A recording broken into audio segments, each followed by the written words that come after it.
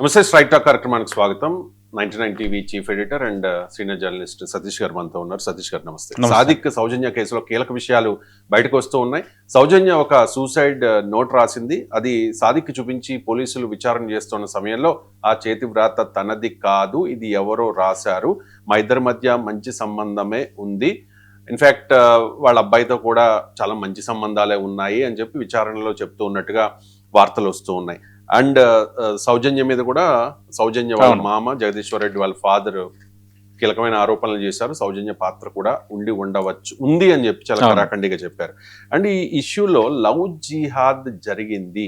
సాదిక్ ముస్లిం కాబట్టి, సౌజన్య హిందూ కాబట్టి లవ్ జిహాద్ అంటే మత మార్పిడి కోసం ప్రయత్నాలు చేశాడు అని చెప్పి ఆల్రెడీ లెటర్లో ఇంక్లూడ్ చేసింది. అండ్ ఈ లవ్ జిహాద్ విషయంలో పెద్ద ఎత్తున విమర్శలు వస్తూ ఉన్నాయి సాదిక్ మీద. అండ్ రాజా సింగ్ కూడా, బీజేపీ బహిష్కృత ఎమ్మెల్యే రాజా సింగ్ కూడా మాట్లాడారు, డిమాండ్ చేస్తూ ఉన్నారు చాలా కఠిన శిక్షలు వేయాలి అని చెప్పి. ఏంటి ఈ కేసులో అసలు ఏం జరుగుతోంది అంటే, ప్రధానంగా ఆమె లేఖలో ప్రస్తావించినట్టుగా మత మార్పిడికి ఒత్తిడి తెసాడు అన్నది ఇక్కడ కీలకమైన అంశం. యాక్చువల్గా నోకరాజ్ కుటుంబం గోదావరిలో దూకి ఆత్మహత్య చేసుకోవటం, తర్వాత 10 ఏళ్ల బాలుడు రియాన్స్ బతకటం, వీటన్నిటి నేపథ్యంలో అసలు సాదిక్ అనేవాడు ఇంత క్రూరమైన చర్యకు పాల్పడ్డాడు అనేది చాలా బిగ్ ఇష్యూ అయిపోయింది. 2 స్టేట్స్లోనే కాదు, ఆల్ ఓవర్ ఇండియాలో it became a big news now. అయితే గాలింపు చేపట్టిన తర్వాత ఫస్ట్ ఢిల్లీలో ఉన్నాడన్నారు, తర్వాత ఉత్తరప్రదేశ్లోనైతే సాదిక్ని పట్టుకున్నారు. ఇదే సందర్భంలో అటు సౌజన్య రాసిన మరో లేఖ, 2 లేఖలు రాస్తే ఇంకో లేఖ కూడా బయటకు వచ్చింది. ఆ లేఖలో కూడా సాజిద్ ఖాన్ కోసమే రాశారు, అతను వేధింపుల వల్ల చనిపోతున్నట్టు రాశారు. అందులో మత మార్పిడికి సంబంధించి కూడా స్పెసిఫిక్గా మాట్లాడారు. అంటే ఇదేంటంటే కంపారిటివ్లీ చూస్తుంటే అంటే ఇది లవ్ జిహాద్ అని ఒక ఇష్యూ అయితే ఇప్పుడు ఫ్లేరప్ అయిపోయింది. నేషనల్ మీడియాలో కూడా ఇదే చర్చ జరుగుతోంది. ప్రధానంగా విజయసాయి రెడ్డి, మాజీ వైసీపీ నేత, పొలిటీషియన్స్ ఎవరు వెళ్ళకపోయినా విజయసాయి రెడ్డి ఇంకా రాజకీయ పార్టీ పెట్టలేదు, కానీ విజయసాయి రెడ్డి నోకరాజ్ కుటుంబాన్ని పరామర్శించారు, మాట్లాడారు. మీడియా సమావేశం పెట్టిన తర్వాత ఇది లవ్ జిహాద్ ఇది అంటూ ఆయన ఒక కామెంట్ చేశారు. అంటే అలాగే జగన్మోహన్ రెడ్డికి సంబంధించి మత మార్పులను ప్రోత్సహించాడని కామెంట్ చేశారు. అలాగే చంద్రబాబు నాయుడు ఉద్దేశించి కొన్ని కామెంట్స్ చేశారు. అక్కడి నుంచి కూడా ఇది లవ్ జిహాద్ అన్న అంశం అయితే కొంత ఫ్లేరప్ అయితే అయ్యింది. ఓవరాల్గా ఏంటంటే, ఒకటి సోషల్ మీడియాలో కేసుకు సంబంధించి తిరుగుతున్న లేఖల గురించి ఏం చెప్పలేం, కానీ మా దగ్గర ఉన్న ఆధారాలు మాకున్నాయి. నోకరాజు రాసిన ఆత్మహత్య లేఖలో ఆధారంగా మీకు కేసు నమోదు చేశామని ఇప్పుడు పోలీసులు చెప్తున్నారు. తర్వాత సౌజన్య స్కూటీలో మరో లేఖ దొరికిందన్నది పోలీసులు అఫీషియల్గా చెప్తోంది. ఈ 2 లేఖల్లో కూడా సాదిక్ ఖానే మమ్మల్ని వేధించాడు, మమ్మల్ని మత మార్పిడులు చేసుకోవాలని ఒత్తిడి తెచ్చాడు, మా ఆస్తులన్నీ రాయించుకునే ప్రయత్నం చేశాడు అన్న ఈ అంశాలన్నీ ఆమె ప్రస్తావిస్తున్నారు. అతని వేధింపుల వల్ల చనిపోతున్నట్టుగా నోకరాజు కుమార్తె ఇద్దరు కూడా లేఖల్లో ప్రస్తావించారు. అయితే ఇప్పుడు సమస్య ఏంటంటే, రైఫిల్ షూటింగ్ శిక్షణగా పనిచేస్తూ సౌజన్యకు పరిచయమైన ఈ సాదిక్ ఖాను లవ్ జిహాదీ కారణంగానే ఆత్మహత్య చేసుకున్నారు వాడు ఆ విధంగా వ్యవహరించడం వల్ల అనేది ఇప్పుడు ఇష్యూ అనేది ఇట్ బికమే పెద్దదైపోయింది. ఏదేమైనా ఇది ఒక మేజర్ ఇష్యూ.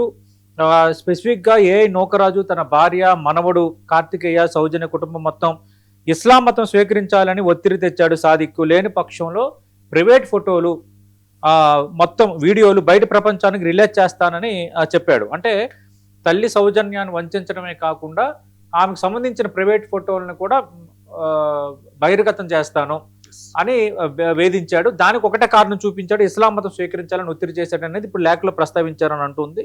ఏదేమైనా ఈ విధంగా లవ్ జిహాద్కి సంబంధించి అంశం ఇప్పుడు ఫ్లేరప్ అవడం అనేది రాష్ట్రం అంతా హాట్ టాపిక్గా అయిపోయింది. ఇలా ఇస్లాం మతాన్ని స్వీకరించాలని ఒత్తిడి తేవడం, లేదంటే మీ ప్రైవేట్ ఫోటోలు, మీ అంతర్గత విషయాలన్నీ బహిర్గతం చేస్తారని బెదిరించడం అనేది ఇది లవ్ జిహాద్ కాకపోతే మెరెంట్ అనేది చాలా మంది ప్రశ్నిస్తోంది. ఏదేమైనా ఇలాంటి పరిణామాలని మనం ఖండించాలి. లవ్ జిహాద్ వ్యవహారానికి సంబంధించి గతంలో యూపీలో కానీ, వెస్ట్ బెంగాల్లో కొన్ని 1 or 2 ఇన్సిడెంట్స్ చూసాం. అలాగే కేరళలో ఒక సందర్భంలో ఇష్యూస్ అనేవి ఫ్లేరప్ అయిపోయాయి. కానీ ఇప్పుడు లేటెస్ట్గా ఆంధ్రప్రదేశ్లో ఈ విధంగా లవ్ జిహాదీ దీని వెనక ఉంది అన్న కారణం అనేది ఇప్పుడు ఎస్టాబ్లిష్ అవ్వడంతో ఇప్పుడు ఈ తరహా పనులు చేపట్టే వాళ్ళు ఈ విధంగా లవ్ జిహాదీ పేరుతో కొందరిని అట్రాక్ట్ చేసే ఎవరైతే ఉంటారో వాళ్ళకి వ్యతిరేకంగా అటు సోషల్ మీడియాలో కానీ చాలామంది గల్లాలు అయితే మాట్లాడుతున్నాయి. ఇది లవ్ జిహాదీ ఉంది, దీని వెనక ఒక కుటుంబమే చనిపోయింది, ఆ ఒత్తిడిని తట్టుకోలేక, అంటే అంతగా ఒత్తిడి తెచ్చాడా అన్నది ఇప్పుడు ఇంపార్టెంట్. కుమారుడు కూడా మనం చూసాం, జిల్లా కలెక్టర్ని ఎస్పీని కలిశాడు, నేను మీడియాతో కూడా మాట్లాడాడు. ఖచ్చితంగా వాడిని కఠినంగా శిక్షించాలి, మా అమ్మని చాలా తీవ్రంగా వేధించాడు, మా నాన్నను చంపేశాడు, మా అమ్మని కొట్టేవాడు అంటూ మాట్లాడాడు ఎవరైతే అబ్బాయి.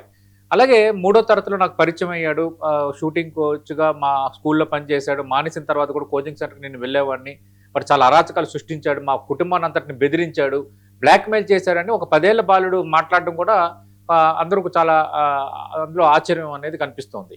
అయితే ఇప్పుడు పోలీసులు చెప్తుంది ఏంటంటే, పోలీసులు ఇప్పుడు బయట సోషల్ మీడియాలో రకరకాల లేఖలు తిరుగుతున్నాయి, కానీ పోలీసులు రెండే ఆధారాలుగా చూపుతున్నారు. ఒకటి, ఏఐ నోకరాజు రాసిన ఒక లేఖ, ఆత్మహత్య లేఖ, అది పూర్తిగా మనకి బహిర్గతం కాలేదు.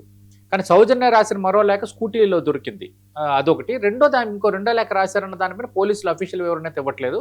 కానీ లార్జర్ సెన్స్లో వీళ్ళు ప్రస్తావించింది ఏంటంటే, ఇస్లాం మతాన్ని స్వీకరించాలని వృత్తి తెచ్చాడు అన్నదాన్ని ఇప్పుడు బాగా అది ఎస్టాబ్లిష్ అయింది. ఆ ఎస్టాబ్లిష్ అయిన నేపథ్యంలోనే ఇప్పుడు ఇట్ బికేమ్ ఏ ఇష్యూ.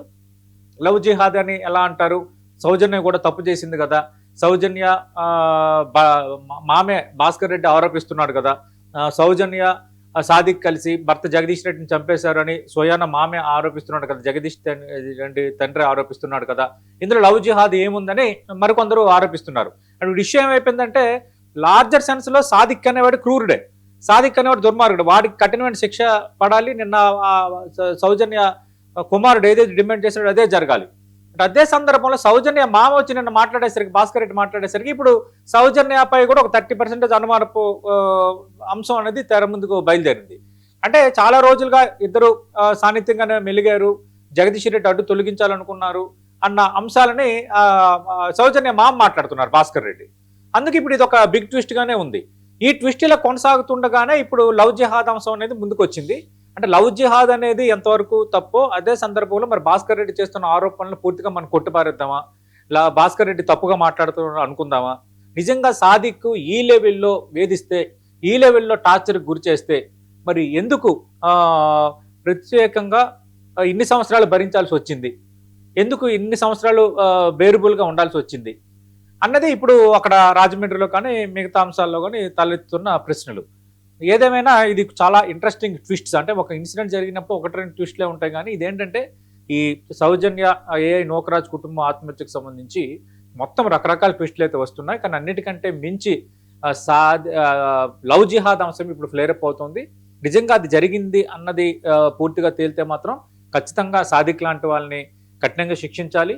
రేపొద్దున లవ్ జిహాదీ పేరుతో ఎవరైనా ఇస్లాం మతం స్వీకరించకపోతే మిమ్మల్ని చంపేస్తామనో, బెదిరిస్తామనో, లేదంటే ప్రేమ ముగ్గులోకి దించి మతం మార్పిడికి ప్రయత్నించడం, ఇలాంటివి చేస్తే మాత్రం ఖచ్చితంగా వాళ్ళని కఠినంగా శిక్షించాలి. ఇవి వేరే రిప్రికేషన్స్కి అవకాశం కల్పిస్తాయి, వేరే విపరీత ధోరణులకు అవకాశం కల్పిస్తాయి. ఇండియా ఇస్ సెక్యులర్ కంట్రీ, అందరూ కలిసిమెలిసే ఉన్నాం. ఇలాంటి ధోరణులు పెంపొందించడం వల్ల అన్రెస్ట్కు దారితీసే అవకాశం ఉంది. కాబట్టి ఈ విషయంలో మాత్రం పోలీసులు గట్టిగా మాట్లాడాలి.